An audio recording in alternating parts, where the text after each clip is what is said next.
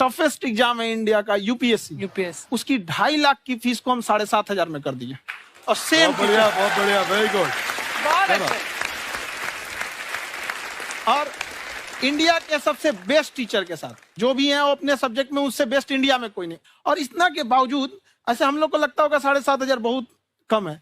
एक लड़की ने कहा कि सर शाम वाले बैच को ना मॉर्निंग में कर दीजिए। हम कहे बाबू तो इतना सबके इंडिविजुअल से तो बैच ट्रांसफर नहीं, क्या प्रॉब्लम है? उसने कहा ना शाम में हमको दूसरे के यहाँ बर्तन मांजने जाना होता है। तो हम लोग को लगता है कि जितना ये तकलीफ इससे कई गुना ज्यादा है। और कई बार तो ऐसा लगता है कि वो भी ना ले। एक लड़का बेचारा नदी से बालू निकालता था और वो बालू को भरता था, फिर नाव बालू को किनारे लेके बेचती थी और वो बालू भरता था, उससे मेरी फीस ले आया। हमारा हाथ कांप गया, हम कैसे फीस ले लेंगे यहाँ पर। बहुत बढ़िया। उसी दिन हमने ये प्रण लिया था कि भारत का कोई भी बच्चा उसके सफलता में पैसा उसकी बाधा नहीं बनेगी, चाहे उसको जितना भी पढ़ना रहे यहाँ पर। क्या बात।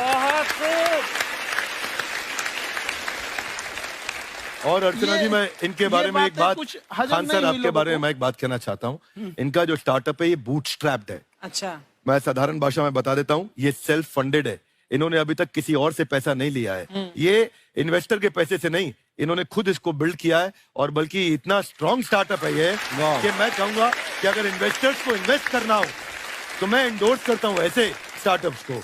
यही सब चीजों को देखते हुए कई लोगों ने धमकी भी दिया था वहां पर। अच्छा। और उसके बाद बम चला दिए और 7-8 बम चला दिए और कुछ ब्लास्ट हुआ। एक बेचारा नया लड़का आया था एडमिशन लेने के लिए, उसकी स्कूटी उड़ा दिया। वो आया था, कहा कि सर हम तो पढ़ने आए थे, हमारा स्कूटी उड़ गया। हमारी ऑफिस उड़ा दिए सब। एक तो पास में आके गिरा और नहीं फटा वो।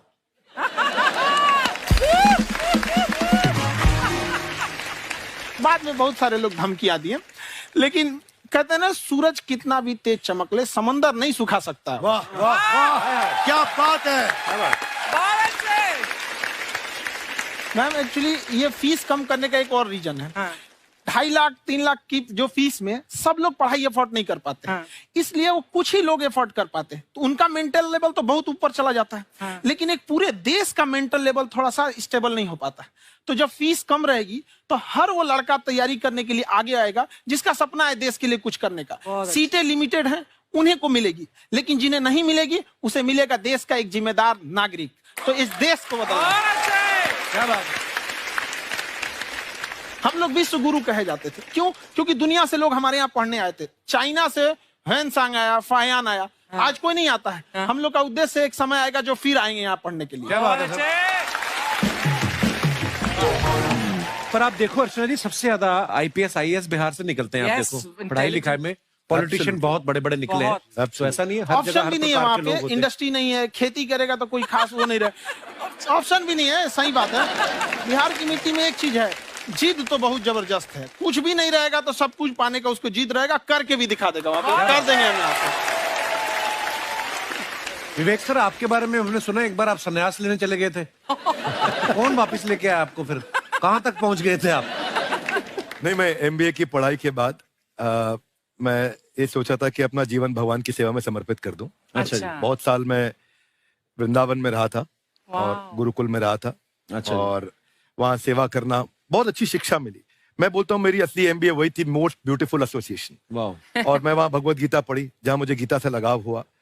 तो मेरे गुरुजी का आदेश था कि आप भगवत गीता को बिजनेस मैनेजमेंट के साथ जोड़ के देश दुनिया में बताओ। मेरे को लगा बड़ा मुश्किल काम है। मैंने बाद में देखा कि डॉक्टर स्टीफन कॉवी, जिनकी किताब है 7 habits of highly effective people, आप सबने पढ़ी होगी। उन्होंने बोला मैंने 7 हैबिट भगवत गीता से लिए। और हमारे देश के लोग ऐसे हैं जो मेरी किताब पढ़ते हैं, जो कि 3.5 मिलियन कॉपीज बिक चुकी हैं, और भारत में भगवत गीता नहीं पढ़ते। तो मुझे लगा कि मैं गीता विद मैनेजमेंट के ऊपर आकर के बातचीत करूं। मुझे लगा बहुत कठिन होगा, पर मेरे गुरुजी का आदेश था कि कठिनाई आपको तभी तक दिखेगी जब कठिनाई को देखोगे। तो एक छोटा उन्होंने मुझे बताया, पूछा कि इस कमरे में लाल रंग कितनी जगह है, देखो आप भी एक बार जरा देख के बताओ। कुछ 7-8 जगह लाल रंग दिख रहा है यहाँ पे आपको? 1 ये 2 वो लाल रंग टी शर्ट पे, 3 4 5 ये लाल हो गया, 6 उधर लाल हो गया, 7 एप्पल लाल, बिल्कुल ठीक 7। पर जब आप लाल रंग ढूंढ रहे थे तो क्या आपको हरा रंग दिख रहा था? Yes no? नहीं। जब आप लाल रंग ढूंढ रहे थे तो क्या आपको काला रंग दिख रहा था? Yes no? नहीं। नो। जिंदगी भी ऐसी है, जो ढूंढोगे वही मिलेगा, बाकी कुछ नहीं मिलेगा। तो उन्होंने कहा कि आप इसी सोल्यूशन पे फोकस करो और गीता के मैसेज को पहुंचाओ। तो मैं बिजनेस मैनेजमेंट के प्रोग्राम्स कॉर्पोरेट्स में करने शुरू किए, क्योंकि गीता पहला मोटिवेशनल सेमिनार जो पृथ्वी के इतिहास में कपिल जी हुआ, वो कृष्ण ने दिया था। पहले मोटिवेशनल स्पीकर इस पृथ्वी के इतिहास के कृष्ण थे, जिन्होंने अर्जुन को रणभूमि में मोटिवेट किया था। बड़ी पेशेंस कृष्ण ने अपने लीडरशिप क्वालिटी से दिखाई, वो मुझसे मुझे बड़ा इंस्पायर किया, वो चर्चा ने इंस्पायर किया और डिस्कशन ने इंस्पायर किया। तो उस डिस्कशन को मैं आज भी लेके चलता हूं अपने साथ। खाकर हमने सुना है आप 5 स्टार में रुके थे कल और नीचे जाके वड़ा पाव खाने गए आप रेहड़ी पे। एक्चुअली क्या है ना कि वहां जो चीजें सीखने को मिलती है ना, खाली पेट और खाली जेब इंसान को जो सिखाते हैं वो किसी यूनिवर्सिटी कॉलेज में नहीं सिखाया जाता। और गरीबी बड़ा बेशरम चीज होती है। तो कहते हैं कि मौत भी तू जल्दी आया कर गरीब के घर में, कफन का पैसा भी खर्च होता है दवाइयां खरीदते खरीदते। हाय हाय हाय, क्या बात है। और खान सर की खासियत ये है कि जिसको तो पढ़ना है, जिसको एजुकेशन चाहिए, वो तो इनका वीडियो देखते हैं, लेकिन वैसे भी कई लोग, जैसे अर्चना जी बात करी थी, कहती मैंने जब देखना शुरू किया तो मैंने बैक टू बैक इतने सारे वीडियोस देखे, क्योंकि आपका जो तरीका जो बोलने में, एक तो इनकी जो टोन है पढ़ाने में, और साथ साथ में जो ह्यूमर आता रहता है, तो उसकी वजह से और भी इंटरेस्टिंग हो जाते हैं आपके वीडियो। शुरुआत में हम लोग जब स्टूडेंट लाइफ में थे, या हम कई स्टूडेंट को भी देखते हैं, वो बेचारे जब थक जाते हैं तो आपका शो देखने लगते हैं। तो शुरू में हमको लगता था जब कि अरे ये हमारी पढ़ाई उसके लिए है, लेकिन पढ़ाई में थक जाता है, शो देख के नहीं थक जाता है। हाँ। तो हमने सोचा दोनों को मिक्स कर देते हैं। तो हमने उसको, और आज आपको पता नहीं हमने भी यही किया है। मिक्स करने। हमारे एजुकेशन सिस्टम में 2 कमी है। हाँ। एक एजुकेशन की, दूसरा सिस्टम की। आप पटना से है ना? हाँ। हमें भी पटना पसंद है। हाँ। बस कोई पटाने वाला चाहिए। नहीं, मजाक नहीं कर रहे हैं। आपका जो चैनल है, हम दिन में 10 बार आपके चैनल को सब्सक्राइब करते हैं। अरे हाँ, और बेल आइकन तो हम इतने जोर से दबाते हैं कि बाकी यूट्यूब वाले बाहर निकल के देखते हैं कि ये कौन है जिसने इनका चैनल इतना जोर से दबा दिया बेल आइकन। बुढ़िया, तो ये शर्म नहीं आती? आते ही फ्लर्ट शुरू कर दिया ना तूने। तो जाते हुए करते हैं क्या? विवेक जी नमस्ते। आपसे एक काम था, छोटा सा कर देंगे आप? ये क्यों करेंगे? नहीं, गुरुजी हमेशा अपने वीडियो में कहते हैं कि विवेक से काम लो, विवेक से काम लो। विवेक मतलब दिमाग से काम लो आप। हाँ, तो विवेक जी अपने दिमाग से ही काम लेंगे। बहुत दिमाग है उनके पास। ये देखिए, जो आदमी, आपको मैं बताइए, जो आदमी बिना फिल्म किए कपिल शर्मा शो में आ गया, कितना दिमाग होगा उसके पास। लेकिन एक बात है जिसकी वजह से हम आप तीनों से नाराज हैं। क्यों? क्या बात? हर चीज में मोटिवेट मोटिवेट मोटिवेट क्या होता है? सच कह रहा है, जब भी ये शब्द सुनते हैं हमें लगता है कोई हमें चिढ़ा रहा है। बदल दीजिए ना, खाली मोटिवेट बोलना ही क्यों जरूरी है? कुछ और कीजिए। रोटी वेट, छोटी वेट, पतली वेट, कुछ भी बोलिए, मोटिवेट हटाइए। तो गुड़िया, तू भी एक्सरसाइज किया करना, देख डॉक्टर साहब ने कितना वजन कम किया है, तू भी कर ले। ठीक है, फिर मोटिवेट से ही चला लेंगे। लेकिन मोटिवेशन कोई बुरा बात नहीं है। हमारे दादाजी भी वैसे बहुत मोटिवेट करते थे। हाँ, एक बार तो तालाब में डूब रहे थे हमारे दादाजी। हाँ। हमारे पास रस्सी भी था, ट्यूब भी था, फिर भी हम अपने दादाजी को बचा नहीं पाए। क्यों? क्योंकि हमने उनकी ओर तिनका फेंका ना, वही कहते थे डूबते को तिनका का सहारा काफी। नहीं लगा सहारा, दादाजी बुड़बुड़ बुड़बुड़ बुड़बुड़। गुड़िया, तू क्या करने आई इधर? अरे हाँ, हम क्या करने आए हैं पूछना था सर। खान सर, ये जो हमारा एक चाचा का लड़का है, उसको क्या है, थोड़ा पढ़ाई में प्रॉब्लम हो रहा है, तो 12वीं का पढ़ाई आप उसको अच्छी तरह करवा के 12वीं पास करवा देंगे आप? करवा देंगे, वेरी गुड, बात कर लेते हैं। हाँ, राम सरोवर, देखो हमारा बात हो गया है, ये 10वीं जो तुमसे नहीं दिया जा रहा है वो नहीं देना है।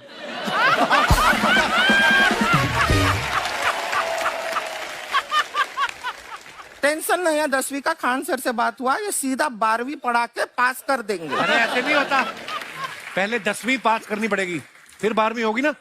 ऐसा कोई जरूरी नहीं है ये सीक्वेंस। हमारे मौसा जी थे, उनसे ना 10वीं हुई ना 12वीं हुई, अभी 3 दिन पहले सीधा उनकी 13वीं हुई। एक्चुअली क्या है, पढ़ाई लिखाई का हमको बहुत ज्यादा नॉलेज है नहीं।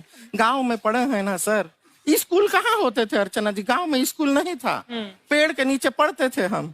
यहाँ तक कि हमारे पास ब्लैक बोर्ड भी नहीं था। हमारे मोहल्ले की जो भैंसिया थी उसको खड़ा करके टीचर उसके ऊपर लिख के पढ़ाती थी। मजाक नहीं कर रहे हैं।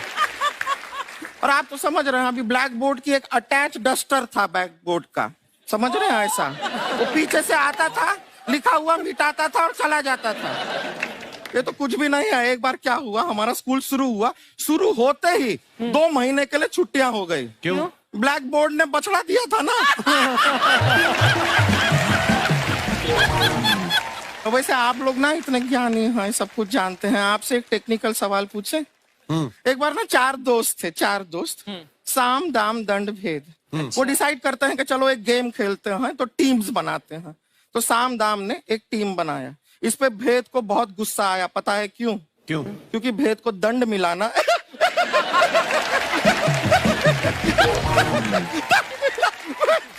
ये सिर्फ हंसती नहीं है सर, थोड़ा सा पेट्रोल पिला दो स्टार्ट भी हो जाती है।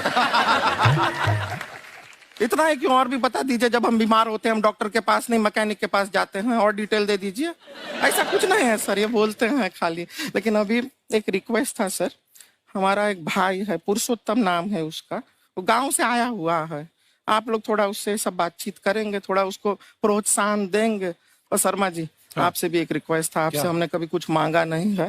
पुरुषोत्तम आएगा ना, एक बार बस उससे कह दीजिएगा, पुरुषोत्तम तुम कितने हैंडसम हो। मैंने देखा ही नहीं अभी तक। हाँ, तो देख के बस बोल दीजिएगा तुम ठीक है। कितने हैंडसम हो, ऐसा बोल दीजिएगा प्लीज। ठीक है। हम बुला लेते हैं पुरुषोत्तम।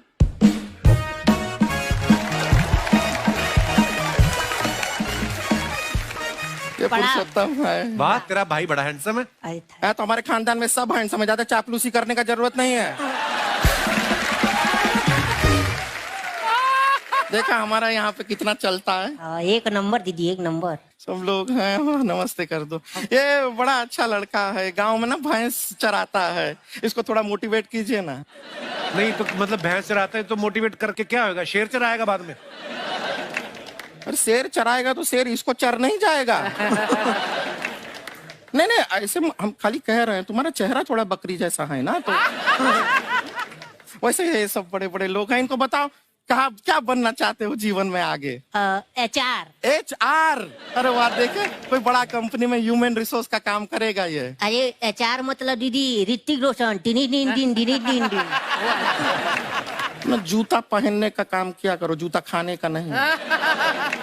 काम किया है, कुछ बड़ा किया है लाइफ में? किया है ना दीदी, एक बकरी के बच्चे को बड़ा किया है।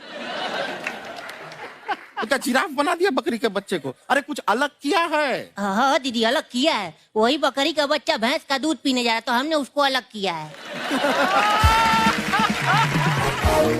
इससे नहीं होगा, अब रहने दो, इधर आओ। ये देखो इतना बड़ा बड़ा लोग बैठा है, इनके सामने ऐसा बातें करोगे? इनसे मिलो, इनसे मिलो। विवेक जी तो कितना मार्केट के बारे में भी जानते हैं, मार्केट का कोई सवाल पूछो इनसे। सर परसों जो है मार्केट में हमारी साइकिल गायब हो गई, आपने देखा है क्या? हमारी साइकिल गायब हुई ना? हाँ। इसलिए दिमाग से पैदल हो तुम, पैदल समझते हो? हाँ। चल लोगे? 20 कदम चलोगे? हाँ। हाँ, घूमो जरा, अभी 20 कदम चल के दिखाओ। निकलो।